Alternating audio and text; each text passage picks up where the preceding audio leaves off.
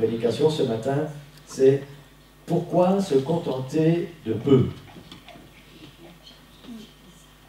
Pourquoi se contenter de peu? Je crains que les premières phrases que je vais dire vont peut-être choquer quelqu'un, mais ne soyez pas choqués parce que je vais aller jusqu'au bout de ma pensée. Okay? Et cette pensée n'est pas choquante. Parfois les premières phrases sont un peu choquantes, mais il faut aller jusqu'au bout des choses pour comprendre. Je fais partie des gens qui ne sont pas facilement satisfaits. Okay? Et je vais vous expliquer pourquoi. Et avant d'aller plus loin, je crois que c'est important de faire la différence. Il y a trois catégories que je voudrais séparer ce matin. Il y a la première catégorie, il y a les éternels insatisfaits. Donc, restez bien dans cette pensée. Personnellement, je fais partie des gens qui ne sont pas facilement, ou je vais dire rarement satisfaits. Mais c'est positif. Et je vais vous expliquer pourquoi. Première catégorie, c'est les éternels insatisfaits. Ceux qui ne sont de toute façon jamais contents. Quoi qu'on dise, quoi qu'on fasse, quoi qu'il arrive, ceux qui trouvent toujours à redire sur tout. Vous connaissez des gens comme ça? Moi j'en connais. Trop, malheureusement. Ces gens qu'on évite. On évite. Parce qu'on n'a pas envie d'entendre leur jérémiade. Il n'y a jamais rien qui va. Et même si ça va, oui mais... Les éternels insatisfaits. C'est des gens qu'on ne pourra jamais satisfaire. Parce qu'ils n'ont pas envie de toute façon d'être satisfaits. Ils n'ont pas envie. Ils ont une soif d'insatisfaction. C'est dans leur nature, ils doivent toujours trouver quelque chose qui ne va pas. Parce que si tout va bien, ce n'est pas normal pour eux.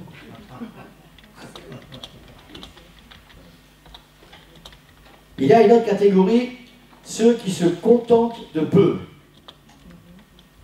Parce qu'ils croient que de toute façon, ils ne méritent pas plus.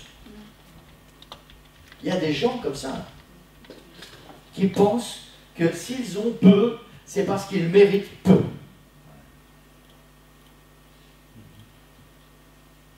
Et ils croient que c'est tellement déjà super d'avoir ce qu'on a, parce qu'on pourrait avoir encore moins.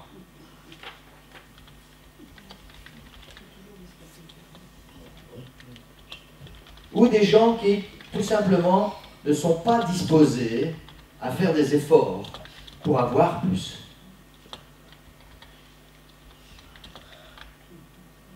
J'entends trop souvent des gens dire « j'ai pas grand-chose, mais je suis content avec ce que j'ai ». Qui se contentent de peu.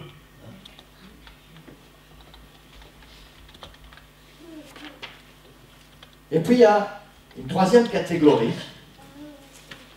celle dont je veux faire partie, et je fais partie, je l'espère en tout cas, ceux qui apprécient la vie, ceux qui sont contents de ce qu'ils reçoivent et sont reconnaissants pour les plus petites choses, mais qui sont persuadés qu'il y a plus et que ce n'est pas du tout du mépris par rapport au peu qu'on a. Je ne sais pas si je m'explique bien ce matin. Je suis reconnaissant au Seigneur pour tout ce que j'ai. Mais je sais une chose, c'est que le Dieu auquel j'appartiens possède l'univers et peu importe ce que j'ai, je peux avoir plus parce que tout lui appartient et je suis son enfant, je suis son héritier. Et j'appartiens à cette catégorie. C'est pour ça que je suis quelqu'un qui n'est pas facilement satisfait. Ça ne veut pas dire que je n'apprécie pas ce que Dieu me donne. Tout ce que Dieu me donne, je l'apprécie énormément. Parce que je pourrais ne pas l'avoir. Et je dis merci Seigneur pour ce que j'ai. Mais je crois de tout mon cœur qu'il y a plus. Il y a plus. Pourquoi se contenter de peu? Amen. Gloire au nom du Seigneur. Je ne parle pas des gens qui en veulent toujours plus. Simplement par plaisir de posséder. ou de faire narguer son voisin, ou de montrer que moi j'ai beaucoup. Je ne parle pas de ce principe ce matin. Je parle du principe de savoir que en Christ, nous avons et nous possédons plus. Maintenant, à nous de l'utiliser. Pourquoi se contenter de peu? Amen. Je parle de ceux qui apprennent, par exemple, et qui croient qu'ils peuvent apprendre toujours plus. Vous savez, bizarrement, les gens qui ont tendance à vouloir développer leur intelligence ont une soif insatisfaite permanente. Ils veulent toujours apprendre davantage. Ils veulent toujours lire davantage. Ils veulent toujours connaître davantage. Parce qu'ils pensent qu'il y a encore tellement de choses qu'ils ne savent pas.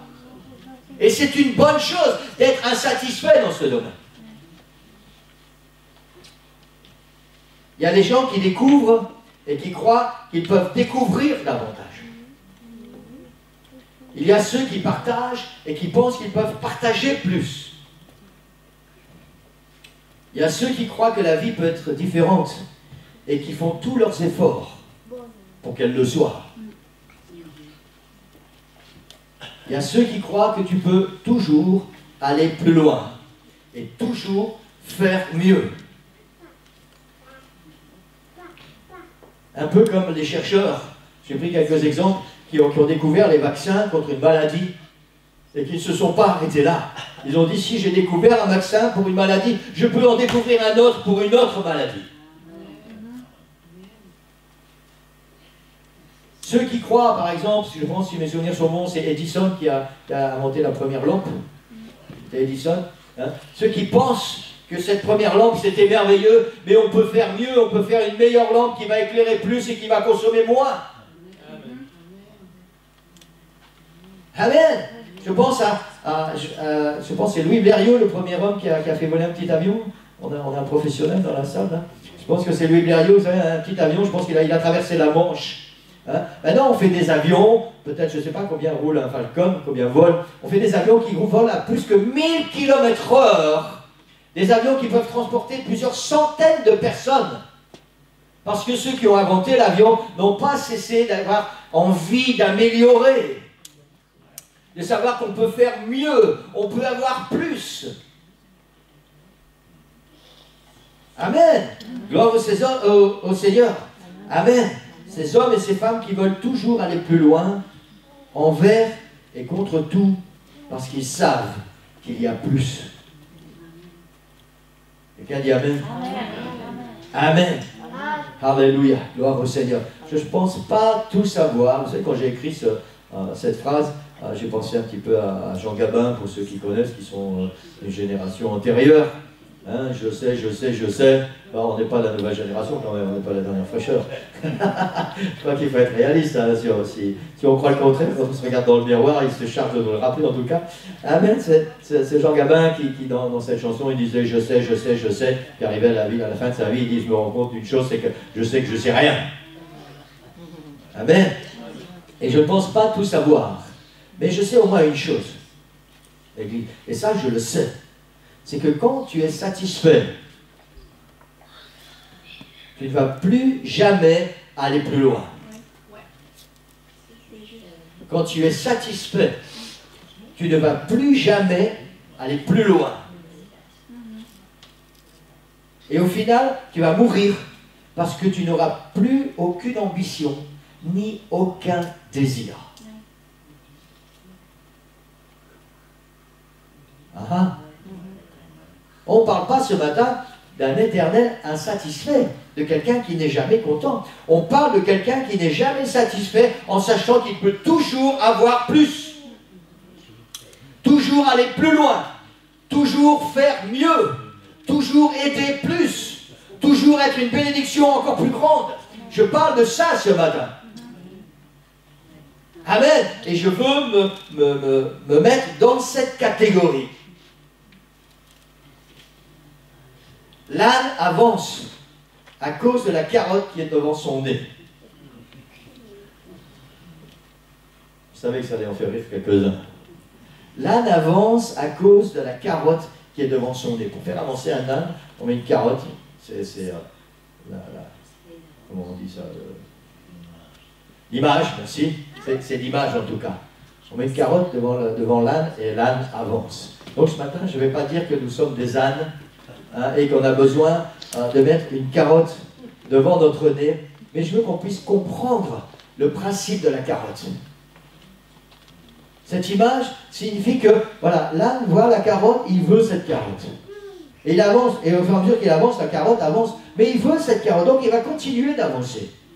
Et nous, en tant que chrétiens, je parle d'un domaine spirituel, il faut voir cette carotte spirituelle, c'est-à-dire avoir des ambitions, avoir des visions, vouloir aller plus loin, vouloir plus de la part du Seigneur, regarder à cette vision, et ça va nous faire avancer. Amen. Amen. Gloire au Seigneur. Si ça peut vous aider dans la vie de tous les jours, pensez à la carotte. Et ça va vraiment vous bénir. Amen. Gloire au nom du Seigneur.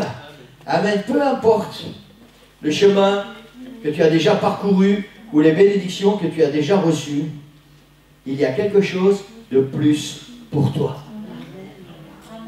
Tellement trop de chrétiens s'arrêtent à un moment donné. Ils ont reçu certaines bénédictions du Seigneur et puis ils sont satisfaits. Et on s'arrête. On pense que la vie est belle et tout va bien. Et c'est tellement dommage. Tellement dommage. Parce qu'il y a quelque chose de plus. Il y a quelque chose de plus grand. Il y a quelque chose de plus beau. Il y a quelque chose de plus merveilleux si tu continues, si tu vas encore un peu plus loin. Amen. Ça, c'est le principe de la marche avec Dieu. Et c'est pour ça que marcher avec Dieu, c'est tellement excitant. Parce que chaque fois que tu vas un peu plus loin, chaque fois que tu avances un peu plus avec le Seigneur, tu découvres quelque chose de plus beau, tu découvres quelque chose de plus grand, tu découvres quelque chose de plus merveilleux. Il va te donner envie d'aller encore plus loin. Amen. Alors je crois que ça vaut la peine de se poser la question ce matin, pourquoi se contenter de peu quand on sait qu'avec le Seigneur, on peut avoir plus, et tellement plus, et tellement mieux, et tellement plus grand, et tellement plus merveilleux. Alors pourquoi se contenter de peu? Amen. Amen. Pourquoi la plupart des églises sont mortes? Parce que nos chrétiens se contentent de peu. Amen.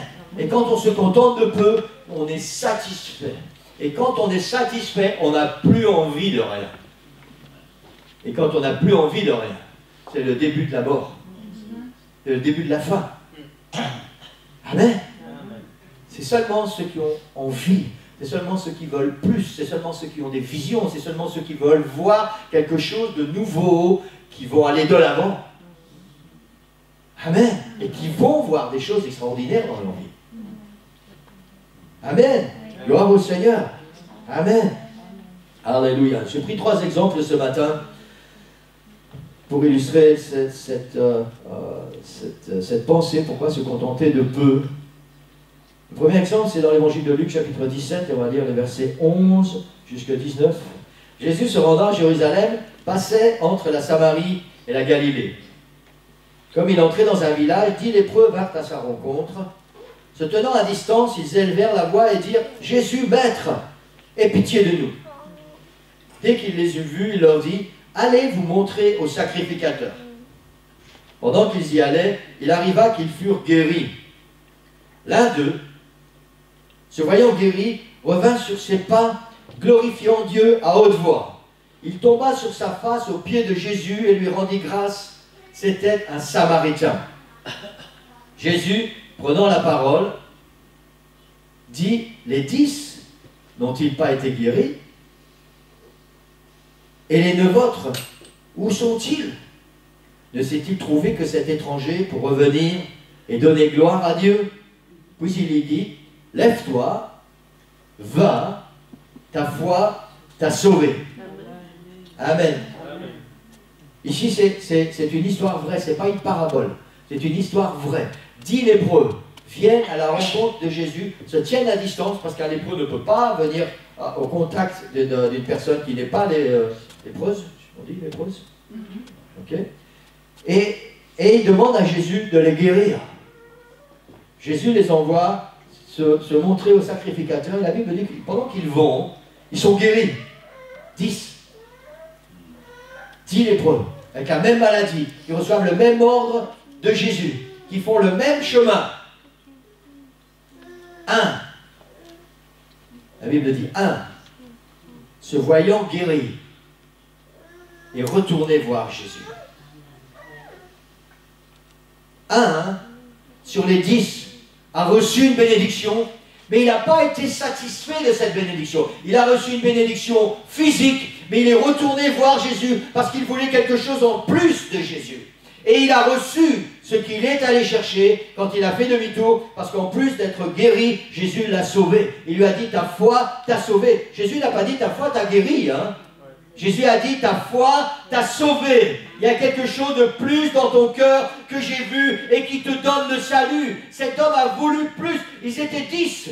Un seulement sur les 10 voulait plus du Seigneur Jésus. Et il a reçu plus. Les 9 autres, apparemment, étaient satisfaits d'avoir été guéris, n'étaient plus lépreux. Et on ne sait pas ce qu'ils sont devenus.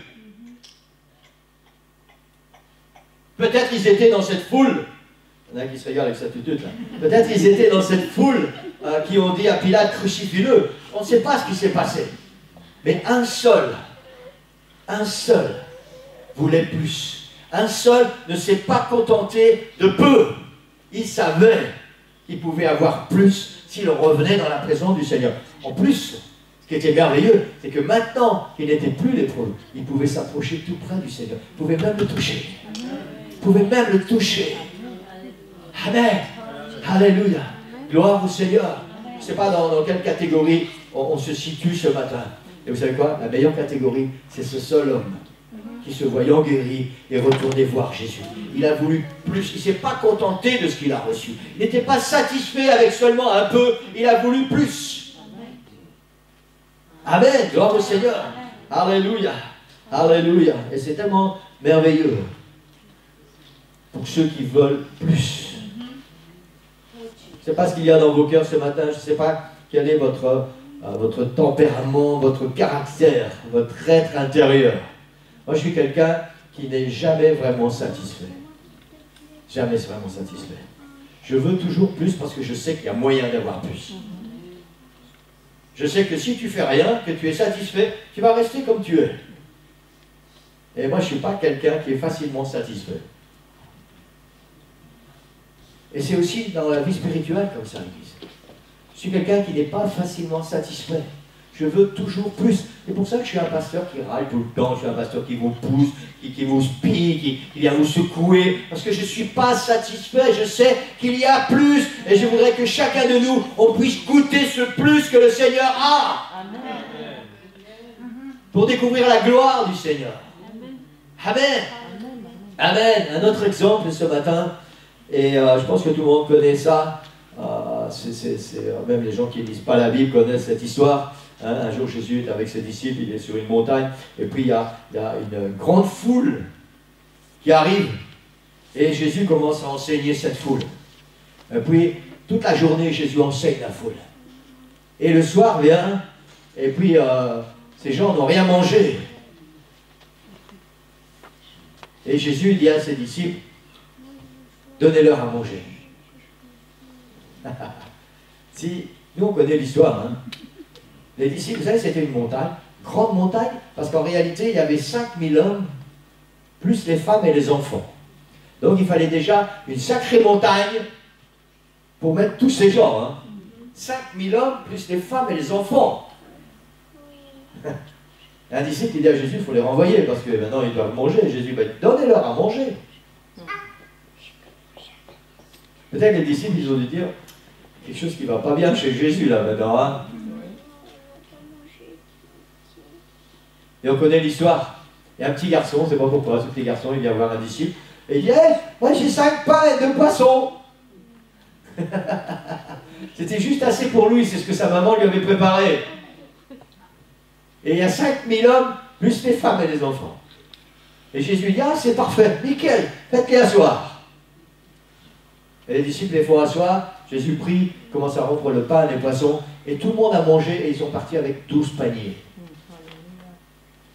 Et puis les disciples s'en vont, puis Jésus s'en va, et puis cette foule elle est là et elle regarde, parce que vous savez c'est tellement merveilleux, C'est passé, on va venir après à ça, c'est passé quelque chose dans la tête de tous ces gens.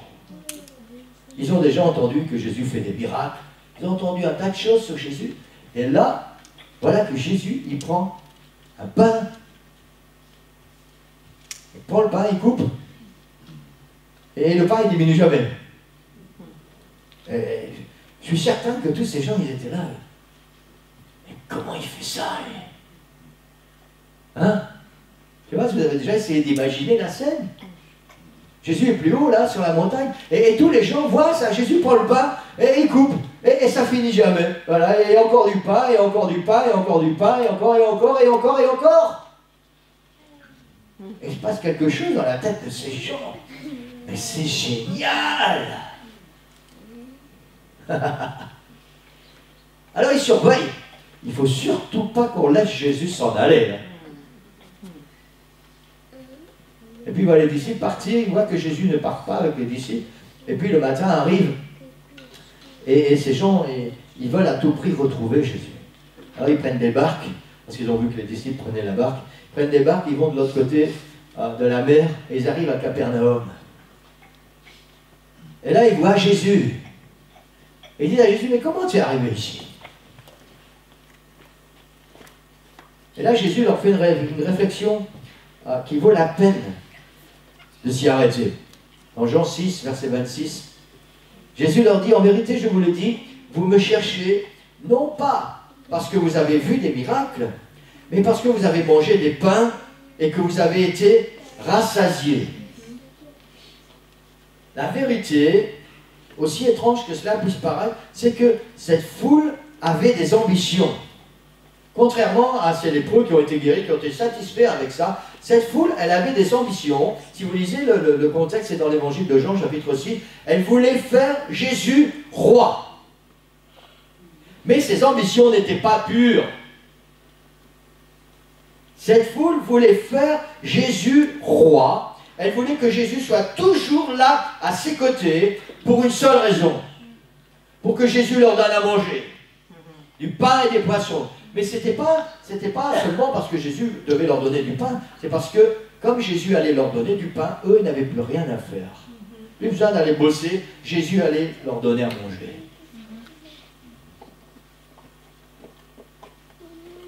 Ça veut dire qu'ils voulaient, eux, arrêter de vivre tout simplement. Ils voulaient dépendre de ce que Jésus allait leur donner. Mais on parle ici du domaine charnel. Ces gens-là n'étaient pas intéressés par la parole que Jésus prononçait. Ils n'étaient pas intéressés par le royaume de Dieu que Jésus prêchait. Ils étaient simplement intéressés par les pains et les poissons que Jésus pouvait multiplier. Et ça allait leur permettre de ne plus travailler. Donc ils avaient des ambitions, mais cette ambition n'était pas bonne. Jésus avait quelque chose pour eux. Jésus est le pain de vie. Ces gens n'avaient pas compris que Jésus est le pain de vie et Jésus avait autre chose pour eux que du pain et des poissons. Il avait la vie éternelle. Mais ces gens n'avaient pas faim ni soif de la vie éternelle. Ils voulaient juste être satisfaits que Jésus allait leur donner du pain. Juste satisfaits que Jésus allait pourvoir à leurs besoins matériels. Et parfois, nous, en tant que chrétiens, on est bien satisfait de savoir que quand on prie, Jésus va répondre à nos prières. Seigneur, j'ai besoin du pain. Ah, Seigneur va donner du pain. Seigneur, j'ai besoin un peu d'argent pour payer une facture. Seigneur va payer une facture. Seigneur, il faudra gagner une nouvelle voiture. Seigneur va fournir pour la voiture. Seigneur, je suis malade. Seigneur va guérir. Et on limite le Seigneur aux choses matérielles. On limite le Seigneur aux choses terrestres. Et on est satisfait avec ça. On n'a pas envie d'aller dans le domaine spirituel. On n'a pas envie de plus avec Jésus.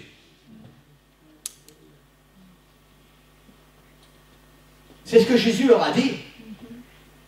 Vous ne me cherchez pas parce que je peux vous donner la vie éternelle. Vous me cherchez parce que je vais vous donner à manger. Vous me cherchez parce que je vais répondre à vos prières pour pourvoir à vos besoins sur la terre. Bien sûr que Jésus veut le faire. Bien sûr. Mais le Seigneur a plus. Il a plus. Et la vie éternelle, c'est quelque chose d'extraordinaire. Et c'est le but ultime du Seigneur. C'est pour ça qu'il est mort sur la croix. Pas seulement pour pouvoir à nos besoins sur la terre, pour nous donner la vie éternelle, pour nous réconcilier avec lui et que nous puissions avoir la vie éternelle. C'est pour ça que Jésus est venu sur la terre. Et c'est pour ça qu'on ne doit pas être satisfait. Merci Seigneur pour toutes les bénédictions qu'il nous donne. Merci parce que quand j'ai besoin de quelque chose, je peux prier. Et le Seigneur entend ma prière et il répond à ma prière. Mais je veux plus du Seigneur parce que le Seigneur a plus pour moi. Et je ne veux pas me contenter d'un peu. Je ne veux pas me contenter simplement de bénédictions matérielles. Je veux entrer dans le domaine spirituel. Je veux entrer là où il y a la gloire du Seigneur. Là où il y a la puissance du Seigneur. Là où il y a des choses surnaturelles. Là où il y a des choses extraordinaires. C'est ça que le Seigneur veut. Il a plus pour moi. Il a plus pour toi. Amen. Amen. Gloire au Seigneur. Alléluia. Et il y a un troisième exemple ce matin que je vais partager avec vous. On parle beaucoup du prophète Élie en ce moment. Amen. Et c'est vrai qu'Élie, c'était un prophète extraordinaire. Amen. On pensait qu'Élie, il enlève son manteau, il frappe la mer elle chauffe. Enfin, la rivière, hop, elle s'ouvre et il passe à sec. Et il fait ça comme ça, hein. Il ne se met pas à genoux, il commence à prier. Non. Il arrive là, la rivière, c'est impétueux, il ne veut pas se mouiller les pieds, il prend son manteau, hop, et il passe. Hein, c'est comme ça, hein. Il faisait des choses incroyables, Élie. Incroyables. Amen. Et cet homme, le prophète Élie, c'est un homme choisi par Dieu, sous le règne d'Akab. Je ne vais pas répéter toute l'histoire, on en a parlé plus profondément il n'y a pas longtemps. Akab, c'était ce roi qui était vraiment, comment je vais dire ça, mauvais dans sa conduite, dans son comportement, qui détournait le peuple d'Israël du seul Dieu, de leur Dieu, le Seigneur l'Éternel. Et Élie est cet homme que Dieu va utiliser pour faire des choses extraordinaires, des choses exceptionnelles. Amen. Si on connaît l'histoire, on sait que c'est un homme qui écoutait quand Dieu lui parlait et par qui le Seigneur accomplissait des prodiges. Des prodiges. Amen. Alléluia. Élie, à un certain moment de sa vie, il défie le roi d'Israël. Vous savez, défier un roi, peut-être maintenant on pense que c'est pas si grave que ça. Regardez ce qui se passe en Syrie. Non, c'est pas en Syrie, c'est là où il y a l'armée qui s'est révoltée. En Turquie, merci. Voilà. C'est toujours très dangereux de se révolter contre un roi ou quelqu'un qui est à la tête. Élie prend l'autorité et on va dire il va endurcir son front par rapport au roi Akab. La tête d'Élie est mise à prix. Le roi Akab a dit celui qui trouve Élie va avoir une récompense et Élie, il est mort. Et Élie vient et il va affronter le roi Akab. Comment c'est possible de faire ça? Parce qu'Élie avait la puissance du Seigneur à l'intérieur. Il n'a pas fait ça de lui-même. Un homme normal n'aurait jamais eu l'audace de faire ça. Il avait quelque chose à l'intérieur qui lui a permis, parce que Dieu lui avait dit, maintenant tu vas voir le roi. Élie n'a pas cherché à comprendre, il a dit, l'Éternel m'a dit d'aller voir le roi. Je vais voir le roi. Amen. Gloire au Seigneur. Et Élie fait rassembler à la montagne, au mont Carmel, il fait rassembler tous les prophètes de Baal. Et je ne vais pas raconter encore une fois l'histoire ce matin. Élie fait, par une simple petite prière, il fait descendre le feu du ciel. Et le feu de l'Éternel consume tout cet autel. Il consume le sacrifice, il consume le bois, il consume la pierre, il consume l'eau qui est dans le fossé. Le feu de l'Éternel descend. Élie fait pleuvoir, après 3 ans et demi de sécheresse. Élie fait pleuvoir. Je ne sais pas si ça vous a déjà marqué quand vous lisez cette histoire d'Élie. La Bible dit qu'Élie il a mis sa ceinture. Parce que Dieu lui a dit, il va pleuvoir, maintenant il faut que tu te presses. Élie a mis sa ceinture. Et il a couru devant le char d'Akab. Élie a couru aussi vite que les chevaux. Waouh. Vous savez, même je ne sais pas comment il s'appelle, celui qui court le plus vite, là. C'est une belle machin. Hein? Mais il ne va jamais courir aussi vite qu'un cheval. Hein?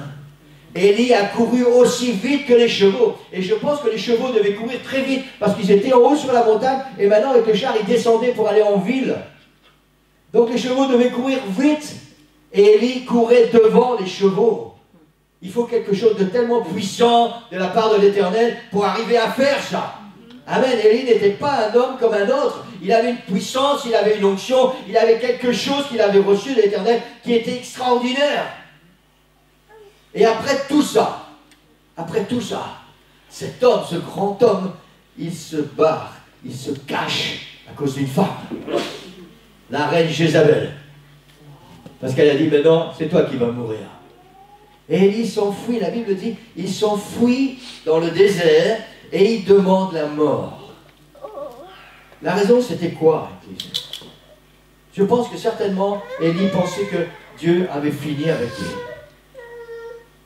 Élie pensait que voilà, Dieu l'avait appelé pour faire un certain ministère, et puis voilà, son ministère était accompli, et maintenant c'était le temps d'arrêter. Élie dit, j'ai fait certaines choses avec le Seigneur, maintenant voilà, Seigneur, fais-moi mourir.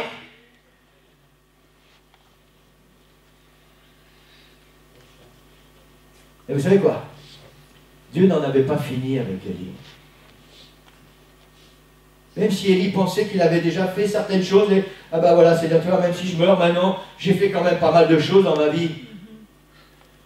Mais Dieu n'avait pas fini de travailler avec Élie.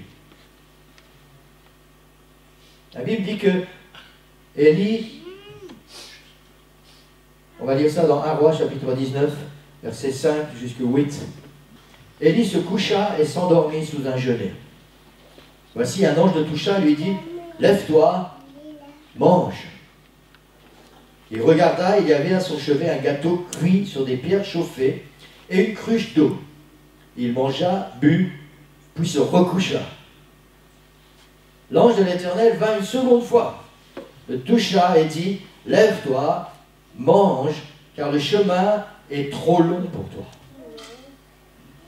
Élie se leva, mangea, but, et avec la force que lui donna cette nourriture, il marcha 40 jours et 40 nuits jusqu'à la montagne de Dieu à Horeb. Je voudrais qu'on puisse bien comprendre ce qui s'est passé. Je ne vais pas entrer trop dans les détails parce que le temps passe trop vite.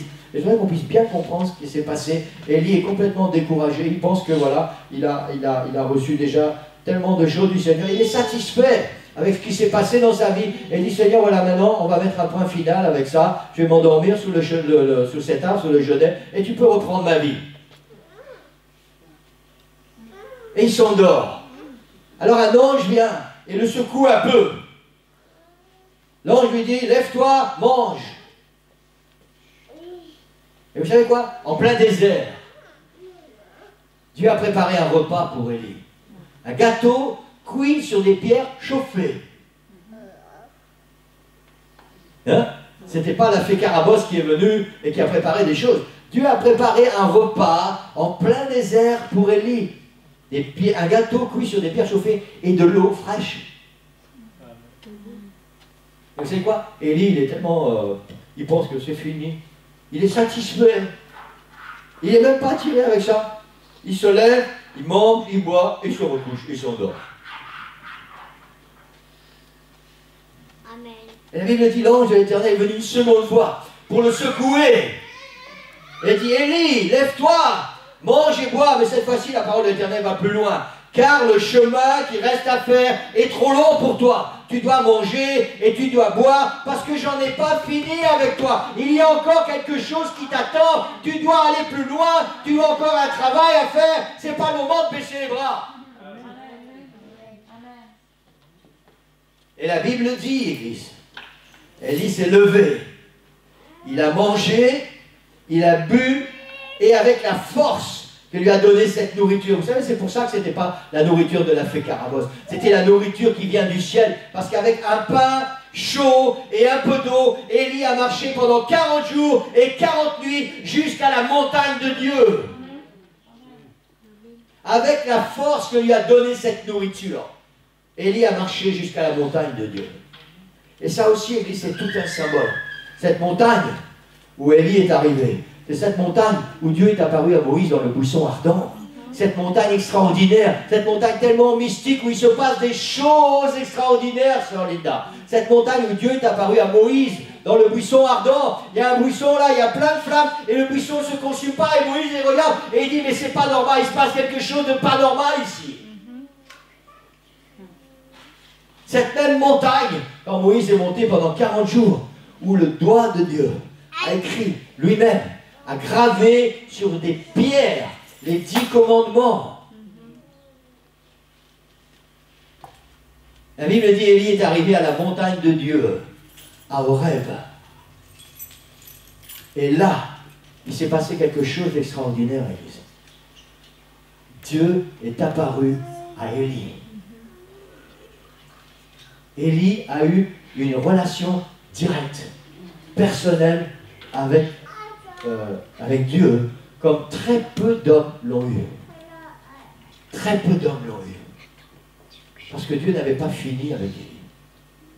Même si Élie, pendant un moment, était satisfait avec juste un peu, le Seigneur avait plus pour lui. Plus pour lui. Et quand Élie a eu cette rencontre avec le Seigneur sur cette montagne, le Seigneur lui a donné une nouvelle mission. Le Seigneur l'a investi pour élire le nouveau roi de Syrie, pour oindre le nouveau roi d'Israël et pour choisir son successeur. Amen, ça veut dire que l'œuvre de l'Éternel qui avait commencé avec Élie ne devait pas s'arrêter. Dieu a investi Élie sur cette montagne pour qu'il ait aussi un successeur, pour que les choses continuent. Dieu n'avait pas fini son travail. Il y a encore des choses qui sont plus grandes, qui sont plus importantes, qui sont plus merveilleuses. Et c'est la même chose pour nous, Église.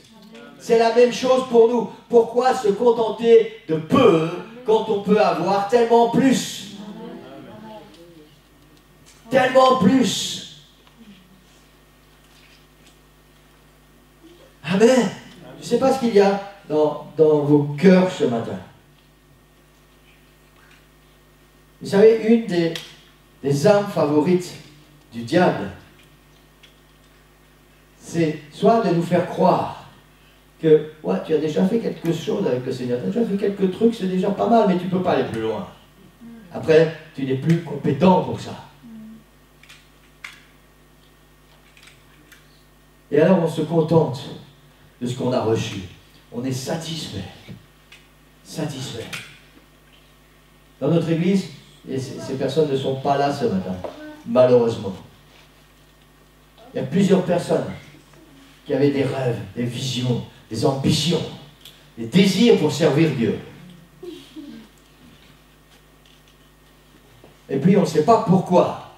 Un jour, ils ont fait comme Élie. Ils ont dit, oh, c'en est assez, j'en ai marre. Je suis content avec ce que j'ai eu jusqu'à maintenant. J'ai plus envie de faire des efforts. Je n'ai plus envie d'aller plus loin.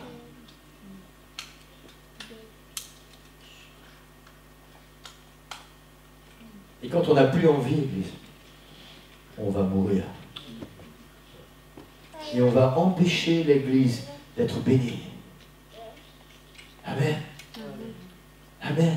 Quelqu'un dans notre église avait vraiment ce désir de recevoir le don de prophétie. C'est un don qui appartient à l'église. L'apôtre Paul dit, à certains est donné ce don, à certains le don de prophétie. Le don n'est pas donné à tout le monde. C'est Dieu qui donne. Dieu avait mis dans le cœur de cette personne de chercher ça, parce que c'était son appel, c'est son ministère, pour que l'église soit bénie.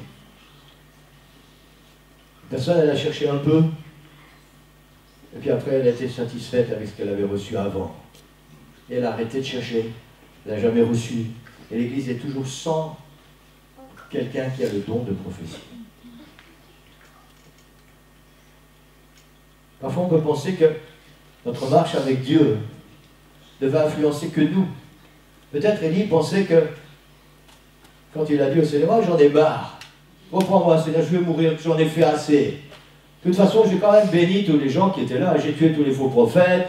Et puis, mais vous savez quoi, il y avait encore Jézabel. Il y avait encore Jézabel.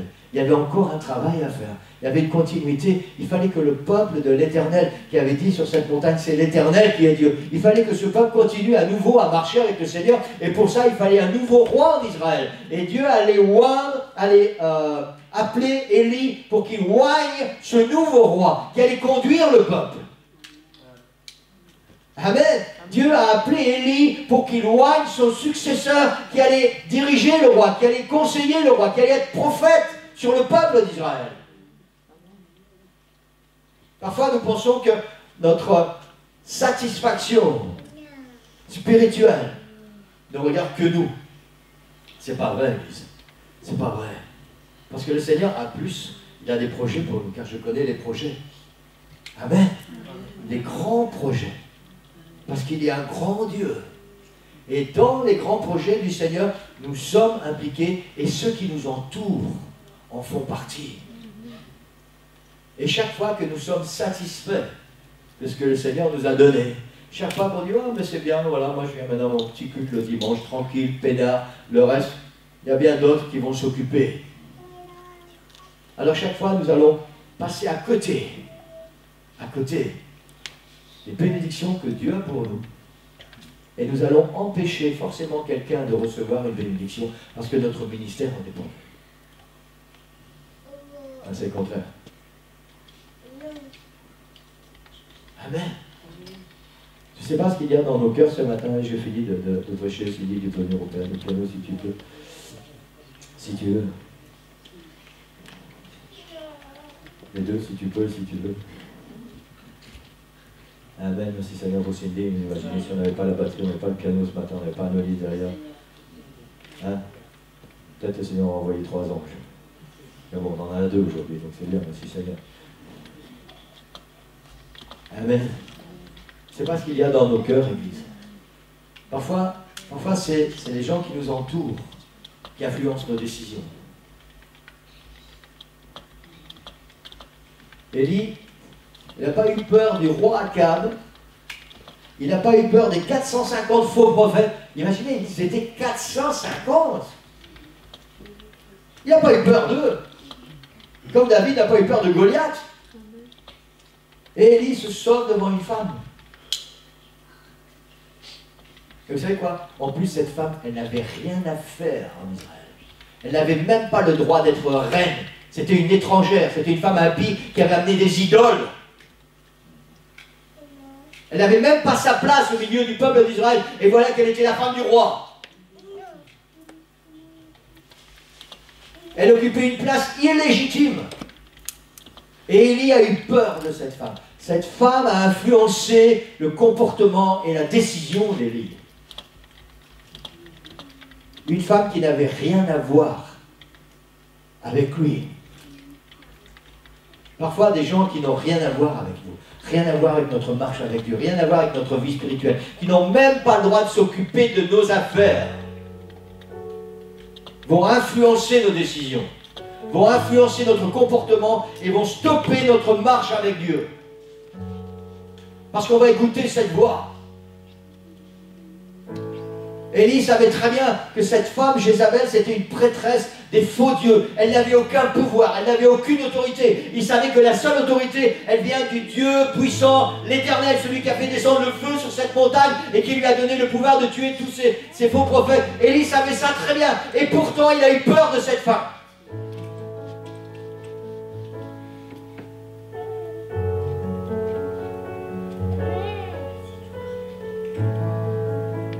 Amen. Amen. Le Seigneur a plus pour toi. Je sais que le Seigneur parle à quelqu'un ce matin. Le Seigneur a plus pour toi. Peut-être que tu as déjà fait des grandes choses avec le Seigneur, tu as déjà parcouru un certain chemin avec Dieu. Et je voudrais t'encourager ce matin à ne pas être satisfait avec ça. Peut-être que ton chemin n'est pas du tout comparable à celui d'Élie. Peut-être que tu es juste comme cet homme qui était lépreux. Et puis qui a été guéri de la lèpre, le Seigneur t'a guéri, le Seigneur fait une bénédiction dans ta vie, et puis voilà, tu es satisfait avec ça. Le Seigneur a plus pour toi. Il a plus pour toi. Peut-être que tu as déjà un parcours un peu plus conséquent avec Dieu.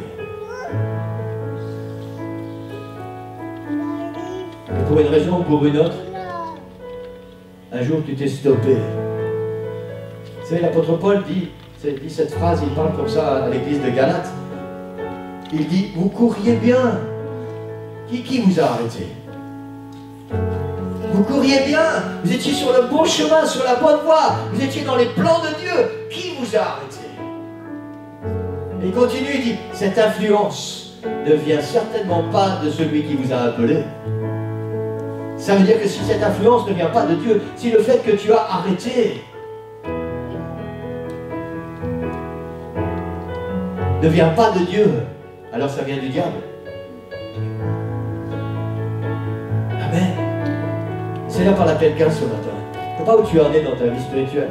Je ne sais pas où tu en es avec ta marche avec Dieu. Je ne sais pas à quel moment de ta vie tu as stoppé quelque chose.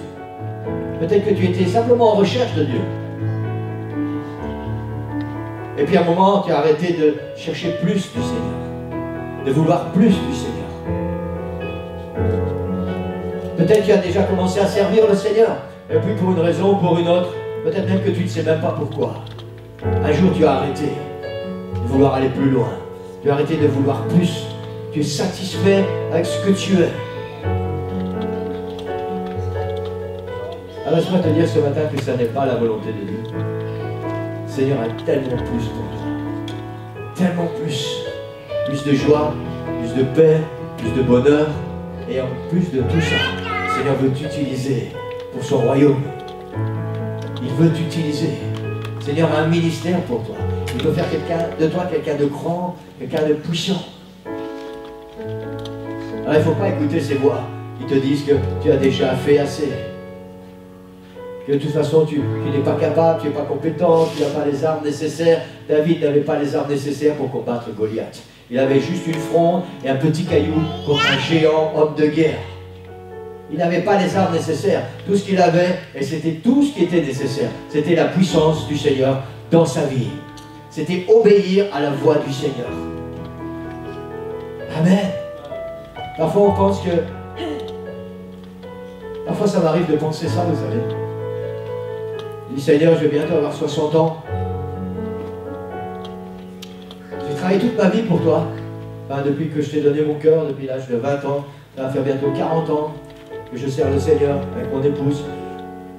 Et parfois je dis, Seigneur, tu sais quoi? Maintenant, peut-être c'est le temps de passer le flambeau. Hein? Parce que moi je suis fatigué.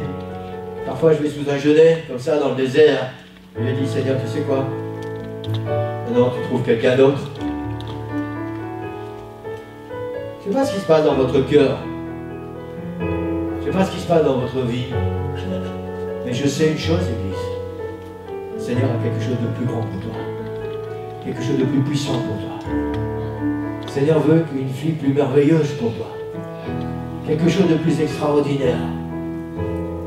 Et ce matin, de la même façon que l'ange est venu secouer Élie, et il a dit, lève-toi, mange, et prends la route.